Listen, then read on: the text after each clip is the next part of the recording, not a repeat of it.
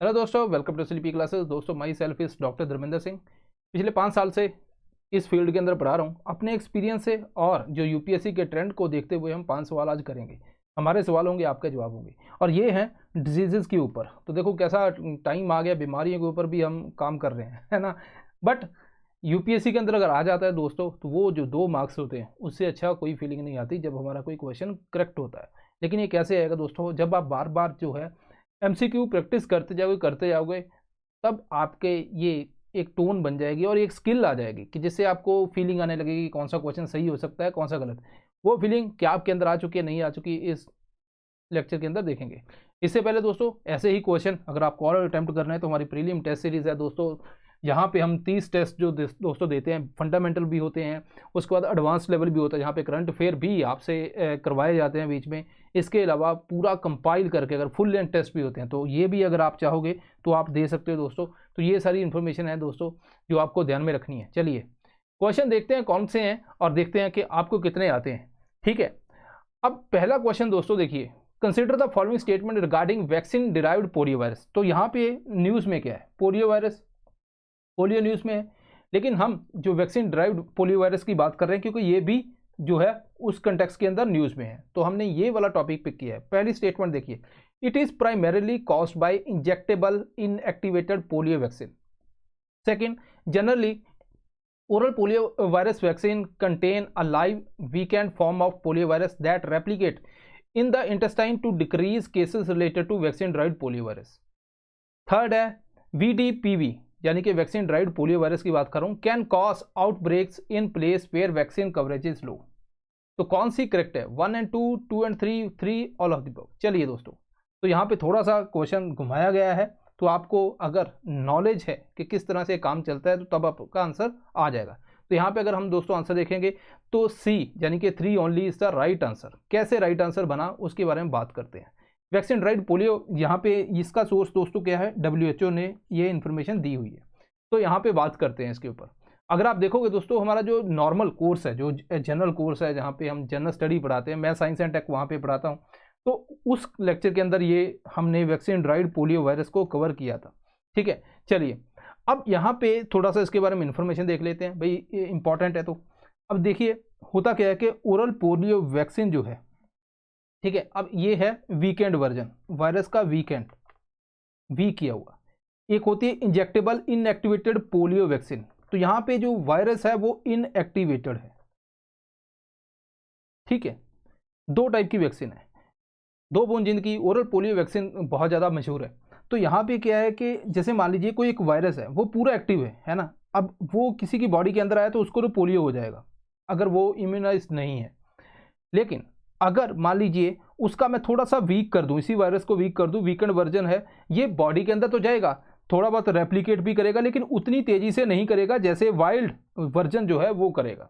ठीक है, तो अब क्या करते हैं कि जब ओरल पोलियो वैक्सीन जहाँ पे वीकेंड वर्जन है, ये बॉडी को हम जैसे मान लीजिए वैक्सीन दी गई किसी को, तो उसके इंटेस्टाइन के अंदर जाके ये रेप्लिकेट करेगा तेजी से, है ना, गट के अंदर रेप्लिकेट करेगा, और बॉडी उसके रिस्पॉन्स में क्या बनाएगी? एंटीबॉडीज। क्यों? क्योंकि ये एंटीजन है। ठीक है, एंटीबॉडी बनाएगी। अब कई बार क्या होता है कि मान लीजिए एरिया है जहाँ पे वैक्सीनेशन बहुत कम है, ठीक है, वैक्सीनेशन जो है, कवरेज जो है वो लो है। ठीक है, अब इस पर्सन की अगर मैं यहाँ पे जाऊँ तो थोड़ा सा यहाँ पे हम देख लेते हैं इमेज। हाँ, अब क्या होगा कि पर्सन ने वैक्सीन ली, अब पर्सन ने जब वैक्सीन ली तो वो वीकेंड वर्जन है, तो मतलब वहाँ पे उसकी बॉडी के अंदर जाकर वो रेप्लिकेट करेगा। उसके बाद क्या होगा, वो अगर ओपन डेफिकेशन बहुत ज़्यादा है तो ये बॉडी से एक्सक्रीट हो जाएगा। ठीक है, अब जो बाकी बच्चे हैं उस एरिया के अंदर, वो बच्चे इम्यूनाइज नहीं है, उनको वैक्सीन इतनी लगी नहीं हुई, तो ये एक्सक्रीशन से थ्रू जब उनकी बॉडी के अंदर वायरस जो चला जाएगा, ठीक है, अगर ओपन डेफिकेशन बहुत ज़्यादा है, मतलब लो सैनिटेशन है, तो उनकी बॉडी के अंदर चला जाएगा, तो वहाँ पे उनको जो है जो पोलियो हो सकता है, इसको बोलते हैं वैक्सीन डिराइव्ड पोलियो। ठीक है, क्योंकि वैक्सीन की वजह से हुआ है। अब ये जो वायरस है ये क्या करता है कि धीरे धीरे, क्योंकि अब देखो एक के अंदर गया, एक से दूसरा, दूसरे तीसरा, ऐसे तो जितना ज़्यादा ट्रेवल करेगा ये म्यूटेट करता रहता है और यहाँ पे पोलियो होने के चांसेस रहते हैं। अब रिसेंटली इन्होंने बोला कि इसका हल क्या है। एक तो दोस्तों ये है कि इनएक्टिवेटेड वर्जन पोलियो वैक्सीन का, उसकी बात की। दूसरा दोस्तों एक नॉवल वर्जन इसका आया है, अभी उसका ट्रायल चल रहे हैं, नॉवल वर्जन OPV का आया है, ये जो है ये ज़्यादा स्टेबल है as compare to this one, ठीक है। तो ये इतनी जल्दी म्यूटेट नहीं करेगा, तो जो वैक्सीन ड्राइव्ड पोलियो है उससे बचा जा सकता है, ये इन्फॉर्मेशन है। सेकंड क्वेश्चन देखिए, consider the following statement regarding lumpy skin disease seen in news recently. तो लंपी स्किन न्यूज में बहुत ज़्यादा है। फर्स्ट स्टेटमेंट है it is an infectious disease in cattle caused by bacteria. Second है the disease is zoonotic meaning it spread from animal to human. Third है it is not safe to consume milk from infected animal. 1 and 2, 2 and 3, 1 and 3 all of the above, incorrect बतानी है, ये ध्यान रखना। चलिए, तो इसका अगर हम आंसर निकालें तो अगर क्या पता है आपको कि लंपी स्किन डिजीज क्या बैक्टीरिया से होती है वायरस से होती है, तो अगर आपको ये पता है तो आप इसको निगलेक्ट कर दोगे, ठीक है। पहली स्टेटमेंट अपनी इनकरेक्ट होगी। अब यहाँ पे इट मीन्स के जो फर्स्ट स्टेटमेंट अपनी इनकरेक्ट है, ठीक है। सेकेंड देखो, इट इज जूनोटिक। जूनोटिक का मतलब क्या आता है, एनिमल से ह्यूमन को आना, ठीक है। Meaning it spread from animal to human, क्या ये जूनोटिक है। थर्ड है it is not safe to consume milk. अगर आप इस क्वेश्चन को देखोगे तो इस क्वेश्चन के अंदर कुछ स्टेटमेंट ये वाली जैसे स्टेटमेंट है ना, ये फियर पैदा करती है लोगों के अंदर उस टाइम पे जब लंपी स्किन डिजीज की बात होती है।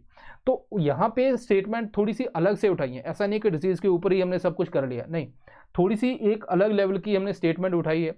तो अगर ये आपको आती तो यहाँ पे आपका आंसर करेक्ट हो सकता है। तो यहाँ पे जो इनकरेक्ट है वो सारे के सारे इनकरेक्ट है, ठीक है। बात करते हैं इसके ऊपर। लंपी स्किन डिजीज की अगर बात करें तो बहुत ज़्यादा, अगर आप देखो कैटल बुफेलो को बहुत ज़्यादा इंपैक्ट करती है। ये दोस्तों एक वायरल डिजीज है, पहली बात तो हमने बैक्टीरिया वाला पढ़ा तो वो गलत है। तो इंडिया के अंदर ऐसा नहीं कि अभी पहले भी केसेस काफ़ी आ चुके हैं। सिम्टम क्या है, नोड्यूल्स जो हैं, इस लंप जिसको बोलते हैं, वो काफ़ी ज़्यादा डेवलप हो जाते हैं, ठीक है। ट्रांसमिशन कैसे है, ये इंसेक्ट के द्वारा फैलती है। अगर आप यहाँ पे देखोगे ना, छोटे छोटे लम्प्स हैं बन गए, ठीक है। मॉस्किटो, फ्लाई, स्टिक्स, इनके थ्रू ये फैलती है। ट्रीटमेंट कोई ऐसी स्पेसिफिक एंटीवायरल ट्रीटमेंट इसकी है नहीं, लेकिन हाँ वैक्सीन जो है वो अच्छी खासी इसके अंदर काम कर जाती है। अब ये तो होगी बात। अब दूसरी बात है, हमने क्वेश्चन के अंदर पढ़ा कि क्या बिल्कुल यहाँ पे अगर देखोगे world organisation for animal health, उसने ये बोला है कि ये मिल्क जो है वो उसको कंज्यूम करना वो बिल्कुल ठीक है, क्योंकि देखो ह्यूमन के अंदर ये नहीं फैलती डिजीज, एनिमल के अंदर फैलती है। तो यहाँ पे कोई दिक्कत नहीं है, आप मिल्क कंज्यूम कर सकते हैं। ऑफ कोर्स आप बॉयल वगैरह उसको करोगे तो यहाँ पे हम यूज़ कर सकते हैं, क्योंकि ये ह्यूमन को होती नहीं है, ऐसा मानना है world organisation for animal health, ठीक है जी, ओके। तो ये स्टेटमेंट अपनी क्लियर होगी। अब यहाँ पे तीसरा question, recently Ramsay Hunt syndrome seen in news related to, किससे रिलेटेड है, decrease in bone density, inflammation of nerves, lung infection, hypervitaminosis. चलिए इसका ट्राई करते हैं दोस्तों। तो जैसा कि आपको पता है कि ये जस्टिन बीबर को हुई थी, इन्फ्लेमेशन ऑफ नर्व्स है। जस्टिन बीबर आपने देखा होगा, बहुत से लोग हैं जो म्यूजिक वगैरह सुनते हैं तो उनको ये वैसे ही पता होगा, सोशल मीडिया के अंदर काफ़ी ये न्यूज़ में थी। तो उनको बेसिकली ये डिजीज़ हुई, एक वायरस है जिसका नाम है वेरिसेला जोस्टर। यहाँ पे बात हम कर रहे हैं कि जो अपना नर्व है, ठीक है, स्पेशली जो 7th क्रेनियल नर्व है ना, जो फेशियल मूवमेंट देती है, अब इसको इंजरी हो जाती है, वो वायरस से भी हो सकती है, इन्फेक्शन भी हो सकती है, और भी टाइप की इंजरी हो सकती है। तो जब ये हो जाती है तो फेशियल मूवमेंट और ये सारे के अंदर दिक्कत आती है, ठीक है। अब ये जो वायरस है जिससे जस्टिन बीबर को हुई है वेरिसेला जोस्टर, इससे चिकन पॉक्स भी होती है। तो चिकन पॉक्स के लिए भी रिस्पॉन्सिबल है। तो इट मीन्स कि अगर कोई पर्सन को ये रामसे हंट सिंड्रोम हो गया, उसके बाद वो वैक्सीन नहीं लगवाई हुई, चिकन पॉक्स भी उसको हो सकती है।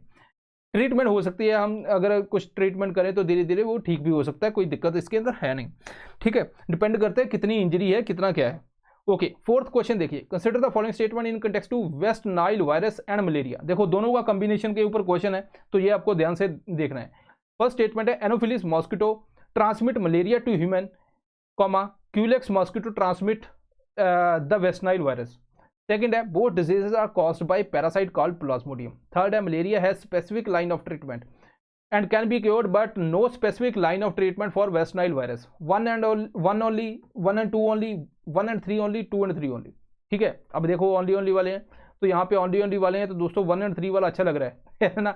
1 and 3 बिकॉज दोनों डिजीज प्लाज्मोडियम से नहीं होती। अगर आप यहाँ पे देखते तो ये वायरस है, ठीक है, तो ये स्टेटमेंट आप निकाल देते, तो अगर आप सेकंड स्टेटमेंट निकालते तो आपका ये दो ऑप्शन चले जाते, लेकिन थर्ड स्टेटमेंट के ऊपर फिर भी काम फंस जाता।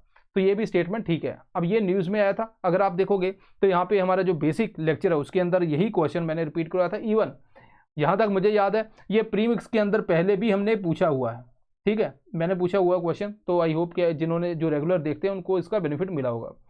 यहाँ पे अगर बात करें दोस्तों तो एक तो ये है कि जो मॉस्किटो, अगर मलेरिया की बात करते हैं, ठीक है, दोनों मॉस्किटो बॉर्न डिजीज़ हैं। अगर आप मलेरिया की बात करते हैं प्लाज्मोडियम से होता है, वेस्ट नाइल वायरस जो है वायरस से होता है, ठीक है, नाम से पता चल रहा है। एनोफिलिस मॉस्किटो जो है, ठीक है, मलेरिया, और क्यूलेक्स मॉस्किटो जो है वो वेस्ट नाइल ट्रांसफर करती है। Again then specific line of treatment, क्योंकि मलेरिया काफ़ी टाइम से है तो हमारे पास स्पेसिफिक लाइन ऑफ ट्रीटमेंट है, लेकिन वेस्ट नाइल वायरस के लिए अभी है नहीं। इवन अगर आप देखोगे तो फीमेल जो है वही इन्फेक्ट करती है, बिकॉज उसको जो है ब्लड चाहिए, ब्लड से डाइट चाहिए अपने एग्स के लिए, तो इसीलिए फीमेल ही टारगेट करती है, ठीक है। ओके, फिफ्थ क्वेश्चन देखिए, consider the following statement. First है glucagon increases blood sugar level whereas insulin decreases blood sugar level. Second है pancreas releases both glucagon as well as insulin.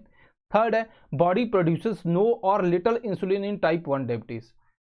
Fourth है statement in type 2 diabetes body unable to utilise insulin properly, 1 2 3 only, 2 3 4 only, 1 3 4 only, all of the above. कौन से जो correct है, ठीक है। थोड़ा सा बेसिक को ये बहुत ज़्यादा टच कर रहा है क्वेश्चन, ठीक है। अगर हम जनरल साइंस की बात करते तो उसको भी टच कर रहा है, तो ये आपको ध्यान रखना है, ठीक है। अब ये भी जो क्वेश्चन है, अगर हम देखें सारी स्टेटमेंट ही सही है इसके अंदर, तो यहाँ पे हमने बेसिक के अंदर किया है। इवन क्रैश कोर्स के अंदर भी जो जब लेक्चर होंगे तो उसको हम कवर करेंगे, क्योंकि क्रैश कोर्स भी अपना चल रहा है, ठीक है। उसके अंदर अभी हेल्थ हमने पढ़ाया नहीं है, तो जब पढ़ाएंगे तो डेफिनेटली ये सारी चीज़ें कवर होंगी। डायबिटीज़ के ऊपर दोस्तों रिसेंटली आईसीएमआर ने रिपोर्ट दी टाइप 1 डायबिटीज़ के ऊपर, बात की कि यार इसके ऊपर हमें काम करना है। अब ये होता गया कि जैसे मान लीजिए अपना नॉर्मल ब्लड शुगर लेवल है, आपने शुगर खाई तो ब्लड शुगर लेवल अपना इंक्रीज हो गया। अब उससे क्या होता है कि जो पेनक्रियास है उसके जो बीटा सेल है वो इंसुलिन रिलीज करते हैं। ये इंसुलिन क्या करते हैं, वहां से जो शुगर को उठा के, ग्लूकोज को उठा के सेल के अंदर भेजते हैं, ठीक है। अब इट मीन्स के ब्लड का जो शुगर लेवल है उसने नॉर्मल कर दिया, ठीक है। अब ये ग्लूकोज जो है लिवर के अंदर ग्लाइकोजन के अंदर कन्वर्ट हो जाता है, स्टोर हो जाता है। तो जब हम मान लीजिए बहुत ज़्यादा आप एक्सरसाइज कर रहे हो, भाग रहे हो, कुछ खाया नहीं है, उस टाइम पे आपका ब्लड शुगर लेवल लो होगा, तो वहाँ पे फिर पेनक्रियास क्या करेगी, ग्लूकागॉन को रिलीज करेगी। ग्लूकागॉन जैसे रिलीज होगा, जो अपना ग्लाइकोजन लिवर के अंदर स्टोर है उसको ग्लूकोज के अंदर कन्वर्ट करेगा एंड देन अगेन नॉर्मलाइज करेगा ब्लड शुगर लेवल को, ठीक है।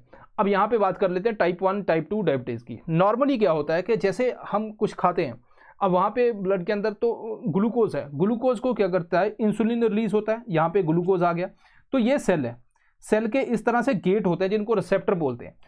जैसे ही इंसुलिन इस ग्लूकोज के साथ अटैच होकर इनको सेल के अंदर ले जाता है, देन सेल उसको यूज करते हैं, देन उसके बाद एनर्जी वगैरह ये सारी चीजें बनती है। ये होता है नॉर्मल प्रोसीजर। टाइप 1 के अंदर क्या होता है कि ग्लूकोज आपने कुछ खाया, ग्लूकोज तो है, लेकिन पेनक्रियास जो है इंसुलिन नहीं प्रोड्यूस करती या बहुत ही कम अमाउंट में करती है। तो इट मीन्स के जब ग्लूकोज है तो इंसुलिन नहीं है, तो यहाँ पे ब्लड शुगर लेवल अपना हाई हो जाएगा, इंक्रीज हो जाएगा, है ना। तो यहाँ पे क्या दिया जाता है आपको, सीधा इंसुलिन उसको दिया जाता है। नॉर्मली बच्चों के अंदर ये देखा जाता है। टाइप 2 जो कुछ एज के बाद देखा जाता है या फैमिली हिस्ट्री हो, उनको ज़्यादा होने के चांसेस है। यहाँ पे क्या है, ग्लूकोज तो है, इंसुलिन भी है, लेकिन जो सेल है उसके रिसेप्टर इसको अलाउ नहीं करते, ठीक है।